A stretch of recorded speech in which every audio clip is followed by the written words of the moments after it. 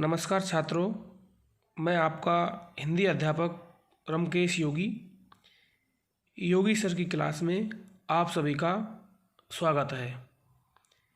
देखिए छात्रों, आज का वीडियो कक्षा 11 के छात्रों के लिए है। अंतरा भाग 1 काव्यखंड पद्माकर कवि भाग 3 पद 2 व 3। पिछले वीडियो में आप पढ़ चुके थे पद्माकर जी का जीवन परिचय, कृति परिचय, उसके बाद पद्माकर कवि का पहला पद। तो आज बात करेंगे हम पद्माकर के दूसरे और तीसरे कवित्व के सरलार्थ पर। तो आइए छात्रों, शुरू करते हैं। गोकुल के कुल के गली के गोप गाउन के, जो लगी कछु को कछु भाखत भने नहीं। कहे पद्माकर परोस पिछवारन के, द्वारन के दौरी गुण अवगुण गने नहीं। तोलो चलित चतुर सहेली याही कोहू कहूँ, नीके के निचोरे ताही करत मने नहीं।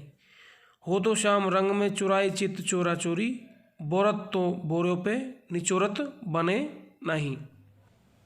प्रकृति और श्रृंगार शीर्षक से उद्धृत कवित्व में कवि ने गोकुल में कृष्ण ग्वालों गोपियों की होली के अवसर पर की गई धूम मस्ती छेड़छाड़ का वर्णन है।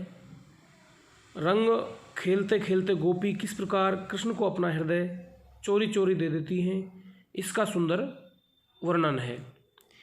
गोकुल के कुल के गली के गोप गाउन के, जो गोकुल की जो गलियां हैं, कुल का अर्थ होगा यहाँ पर वंश या परिवार। गोकुल में जो परिवार के जो लोग हैं, गोप और गोपिकाएं, वो गलियों में होली के अवसर पर होली खेल रहे हैं। जो लगी कछु को कछु भाखत भने नहीं। बने नहीं का अर्थ है कहा नहीं जा सकता। भाखत का अर्थ होता है कहना। ये लोग परस्पर होली खेलते हुए एक दूसरे को कुछ भी अविवेकपूर्ण बातें कह रहे हैं और कोई भी किसी का बुरा नहीं मान रहा है। जैसे कहते हैं ना कि बुरा ना मानो होली है, तो इस उक्ति का यहाँ पर अनुकरण पूरी तरह किया जा रहा है। कहे पद्माकर पड़ोस पिछवारन के, कोई पद्माकर कहते हैं कि पड़ोस में और दरवाजे के पीछे या आगे अगल बगल में द्वारन के दोरी गुण अवगुण गने नहीं। द्वारन अर्थात द्वार, दरवाजा। गुण अवगुण, कोई भी किसी के गुण दोष नहीं निकाल रहा है, कोई भी किसी के गुण दोषों की बुराई नहीं कर रहा है, या फिर कोई भी किसी की अच्छाई बुराई नहीं कर रहा है। सभी होली खेलने में मदमस्त हैं, संलग्न हैं, संलिप्त हैं और होली का पूरा आनंद ले रहे हैं। तोलो चलित चतुर सहेली याही कोऊ कहूँ। तो इसी क्रम में एक चतुर सहेली एक सहेली के पास आती है और कुछ कहती है। नीके के निचोरे ताही करत मने नहीं।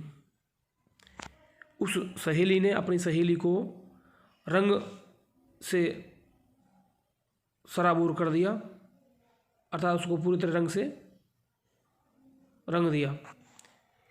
नीके मानी थोड़ा सा भी, निचोरे अर्थात निचोड़ना। कोई कपड़ा गीला हो जाता है उसको निचोड़ते हैं ना, वो निचोड़ना है ये। ताही करत मने नहीं, जैसे ही सखी गीले कपड़ों को निचोड़कर सुखाना चाहती है, तुरंत ही अन्य सखी उसको होली के अवसर पर रंग उड़ेल कर गीला कर देती है और वह सखी उससे कुछ कह भी नहीं पाती, क्योंकि होली के अवसर पर अमूमन देखा जाता है ऐसा ही होता है। आगे बात करते हैं। हूँ तो श्याम रंग में चुराई चित चोरा चोरी, बोरत तो बोरों पे निचोरत बने नहीं। फिर रंग में भीगी सखी कहती है कि मैं तो चोरी चोरी कृष्ण के रंग में रंगी जा चुकी हूँ।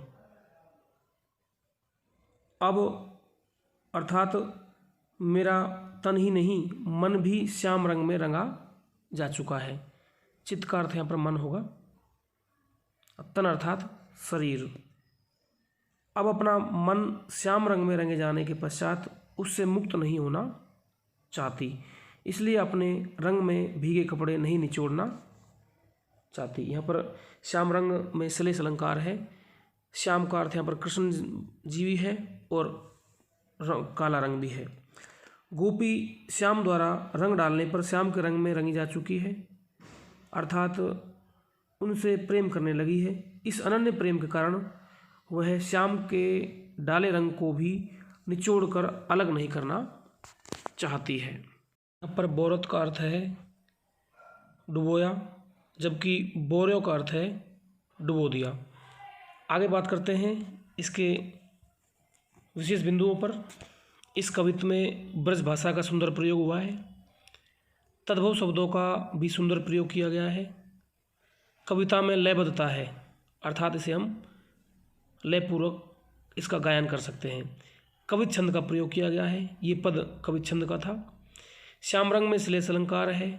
कवि ने श्याम काला रंग तथा श्याम अर्थात कृष्ण के अनुराग प्रेम रंग की ओर संकेत किया है। श्रृंगार रस के संयोग पक्ष का वर्णन किया गया है। देखिए छात्रों, श्रृंगार रसों का राजा है। श्रृंगार रस के दो प्रकार होते हैं, संयोग श्रृंगार और वियोग श्रृंगार। तो संयोग श्रृंगार में नायक नायिका को मिलता हुआ दिखाया गया है, अर्थात वो दूर नहीं रहते, पास ही रहते हैं और अटखेलियाँ करते हैं। तो यहाँ पर भी यही दृश्य है, कृष्ण और गोपिकाएं होली खेलते हुए प्रतीत हुए हैं। आगे देखते हैं, गोप गाउन कछु तो कछु पद्माकर परोस पिछवारन चलित चतुर चुराई चित चोरा चोरी में अनुप्रास अलंकार है। आपको पिछले क्लास में बताया था कि जब किसी वर्ण की आवृत्ति होती है, अर्थात एक ही वर्ण बार बार आता है, तो इस स्थिति में अनुप्रास अलंकार होता है। यहाँ पर गय वर्ण, कै वर्ण, पय वर्ण, चय वर्ण की आवृत्ति हुई है, तो इन पंक्तियों में अनुप्रास अलंकार रहेगा। भाषा भाव एवं विषय का अनुकूल है। वर्णों की मधुर आवृत्ति से संगीतात्मकता उत्पन्न हो गई है। गोपी के मनोभावों का हृदयग्राही चित्रण है। कोमलकांत पदावली में भाषा सरस मधुर एवं प्रवाह लिए हुए है। आगे तीसरे कवित्व पर बात करते हैं। भोरन को गुंजन बिहार बन कुंजन में मंजुल मलारन को गावनो लगत है। कहे पद माकर गुमानहु ते मानहु ते प्राणहु ते प्यारो बन भावनो लगत है। मोरन को सोर घरन घोर चहु ओरन हिंडोरन को वृंद छवि छावनो लगत है। नेह सर सावन में मेह बर सावन में झूलिबो सुहावनो लगत है। रीतिकाल के प्रमुख कवि पद्माकर प्रकृति के वर्णन में सिद्धहस्त हैं। वर्षा आगमन का चित्र प्रस्तुत करते हुए उन्होंने सावन में हिंडोलों पर झूलना, मल्हार राग गाना, मयूरों का शोर मचाना आदि का सुंदर और मनोहारी वर्णन किया है। वे कहते हैं, भोरन को गुंजन बिहार बन कुंजन में। भोरन अर्थात भंवरे, गुंजन कर रहे हैं, बिहार भ्रमण करते हुए, वन कुंजन वृक्षों के समूह में। तो भंवरे वर्षा ऋतु के समय वन क्षेत्र में समूह में गुंजन कर रहे हैं। कहाँ पर? वृक्ष समूह पर। मंजुल मलारन को गावनो लगत है। मंजुल का अर्थ होगा सुंदर, मलारन का अर्थ होगा वर्षा ऋतु में जो मल्हार गाए जाते हैं उनके लिए आया है गावनो गाना। लगत अर्थात लगना या प्रतीत होना। कवि कहते हैं कि भंवरे वन क्षेत्र में विचरण कर रहे हैं, विहार कर रहे हैं और वृक्ष समूह पर गुंजन कर रहे हैं, तो लगता है कि जैसे वर्षा ऋतु के समय मल्हार गाई जाती हैं कि भंवरे ही मल्हार गा रहे हैं। कहे पद्माकर गुमानहु ते मानहु ते।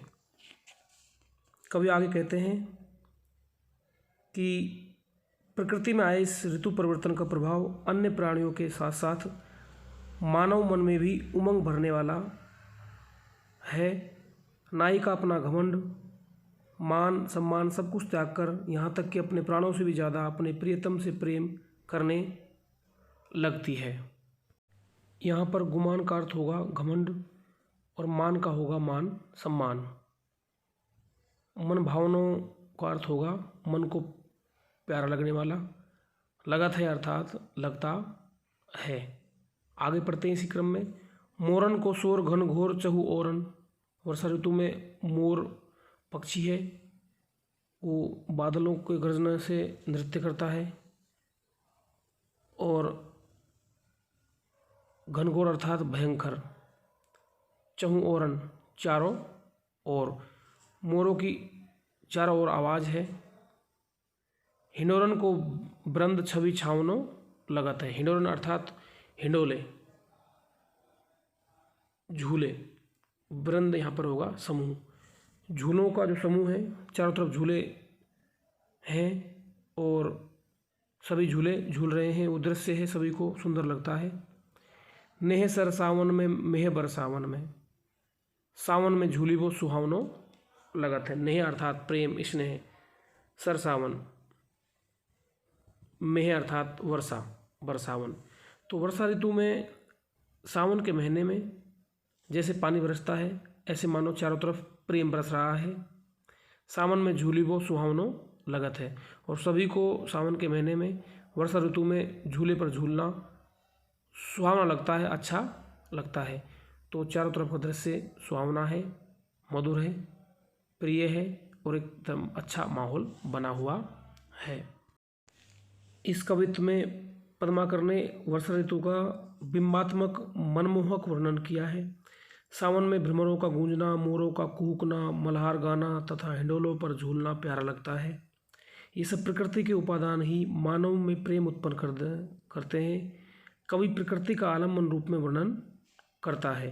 देखिए इस कवित्व में श्रृंगार रस है, इसके अलावा छंद कवित्व है, भाषा ब्रज भाषा का सहज सरल रूप दर्शनीय है, सुंदर प्रयोग हुआ है। अलंकार में गुंजन कुंजन मंजुल आदि में ध्वनि का चमत्कार है। मंजुल मलारन छवि छावनों में अनुप्रास अलंकार है। वर्षा ऋतु का उद्दीपन रूप में वर्णन है।